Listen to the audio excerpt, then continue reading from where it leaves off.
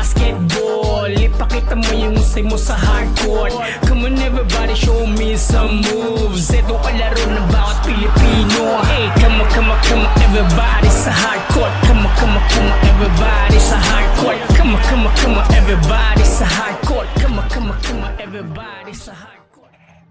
Yo, what up mga kabokal? Ito po muli ang inyong lingkod, Kalbong Burdado, ang reactionist na gwapo. Ayun, meron tayong re-react.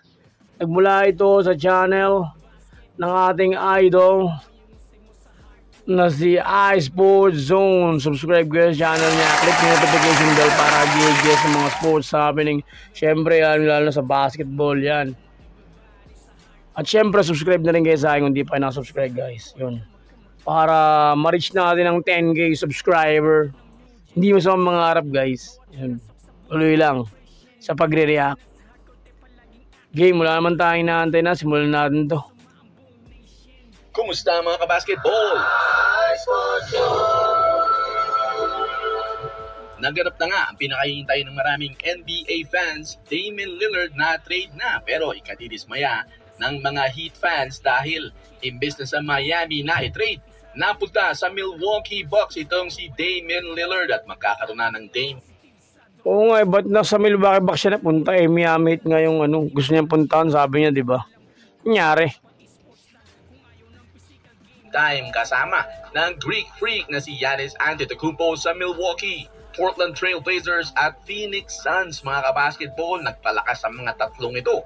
Nakuha ng Bucks si Damian, napunta naman sa Blazers sina Drew Holiday, DeAndre Ayton, Toumani Camara, 2029 first round pick ng Bucks at pick swap ng Bucks. Si Ayton napunta sa sa Portland.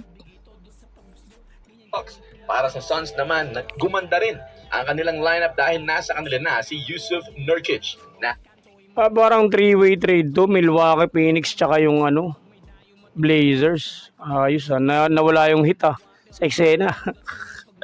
Kala ko sa Miami tsaka Portland yung may trade. Naging Milwaukee tsaka Phoenix Suns tapos Trail Blazers. Para siya pairing Miami Sir Little, Keon Johnson at Grayson Allen. Sa deal na ito, masasabi natin na kitang-kitang tama ang ginawa ng Blazers sa hindi pakikipag-trade sa Miami Heat dahil nga hindi yun ng mga piyesang gusto nila. Sa trade na ito, nakinabang ang tatlong koponan. Pwede kang kumita habang naglalaro sa Epoch Game. Ang kumpletong detalye pagkatapos ng video. Panalong-panalo Milwaukee Bucks sa trade na ito dahil nga sa pagdating ni Lillard ay mapapaisip itong si Giannis Antetokounmpo na magstay sa Milwaukee Bucks ng mas mahabang panahon. At naghahanap din naman ng kampiyonato itong si Damian Lillard at hindi naman masama, di ba? Ang isang Giannis Antetokounmpo bilang iyong kaduo. Mahirap makipagtalo sa desisyon ng Milwaukee Bucks dito dahil nga gusto nilang makapanalo ng isa pang championship at si Lillard din naman ay isang winning player. Ngayon, meron silang isang clutch finisher na pwede nilang puntahan bilang gumawa ng puntos pag kinakailangan at lalong-lalo na kung si Giannis ay pagbubuntunan ng mga depensa. Ayun nga lang, ang pagdating ng Oo, sakit sa ulo yan. Kaya lang may magiging problema sila dyan. Mahati yung nila. Yung bababa yung stats niya niyan, Antetokounmpo kasi siyempre mayroon na ibang scorer eh. Diba? Tsaka hindi lang basta ng scorer, superstar din na kagaya niya. Siyempre mahati yung niya, yung hindi naman pwedeng dalawa yung diba? Kaya hati talaga yung scoring. Kasi dalawa yung superstar eh. Ilang disadvantage niyan.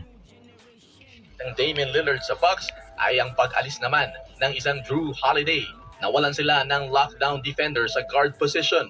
At tuwang-tuwa naman ang Portland dahil buong-buo na ang kanilang rebuilding. Meron sila mga batang players kina Anthony Simons, Scoot Henderson, Shaedon Sharpe. Samahan mo pa ng mga may playoff experience na DeAndre Ayton at Drew Holiday. Nawala man si Jusuf Nurkic. Oo, solid yun. DeAndre Ayton, lakas sa ilalim nito.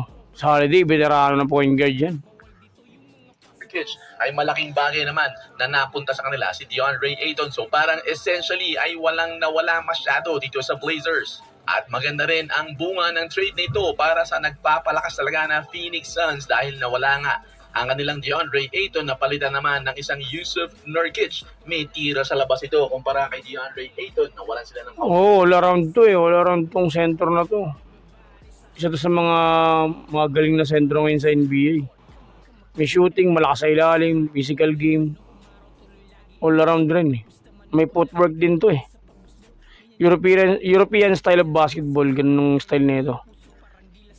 Depensa sa gitna. Pero napalitan naman ng sufisyente rin naman na isang sentro. Samantala, sabihin na natin na umiiyak ngayon itong si Jimmy Butler ng Miami Heat dahil nga hindi sa kanila napunta, sila ang paborito, pero hindi sa kanila napunta si Damian Lillard. Ayon dito kay Jimmy Butler sa video na ipinost niya sa kanyang IG, dapat daw silipin ng NBA ang issue ng tampering para dito sa Milwaukee Bucks. Hindi raw sa kanya galing ito, narinig daw niya mula sa ibang mga sources. Pero kayo mga kabasketball, sino ang panalo at talo dito sa naganap na 3-team trade na ito? Pwede kang kumita habang naglalaro sa... Siyempre, panalo yung Milwaukee Bucks para sa akin. Kasi kung i-score si Ito ng 30 points, si Lillard 30 points, tapos si Giannis ng 30 points, hindi 60 points na agad. Di ba? Ang laking contribution nun. Di ba? ePop Game. Napakasimpleng mag-register. I-click lang ang download link ng ePop Game sa description ng video na ito. Kopyahin ang referral ID at mag-register. Ilagay ang inyong GCash number, gumawa ng password, ilagay ang kinopyang referral ID at i-click ang question mark para lumabas ang 4 na numerong verification code. Ganun lang kasimple. At kapag first-time user ka, meron kang free coins na pwede mo nang gamitin agad para maglaro. Maraming games na pwedeng laruin. May simpleng colored games, Dragon Tiger at marami pang iba. Napakasimple din mag-cash in. I-click lang ang plus sign sa may upper left. Pwede ka nang pumili ng amount. Napakadali din mag-withdraw. I-click lang yung withdraw button na nasa bandang ilalim. Diretso agad yan sa inyong GCash. Pwede ka rin kumita sa pamamagitan ng pag-share ng iyong unique referral link. Magkaka-commission ka sa bawat player na gagamit ng iyong referral link sa pag-register. Ano pang hinihintay nyo? Subukan ang So, ayun, para sa mga sugarol, subukan nyo na yan. At yun, tapos na ang ating content. Maraming salamat kay iSports Zone. Siyempre, idol natin yan. Maraming salamat, idol, sa content na to. Napakaangas na content yan. Yung trade na yan, akala ko sa Miami mapupunta si Yun, pero ganun pa man. Yan talaga buhay.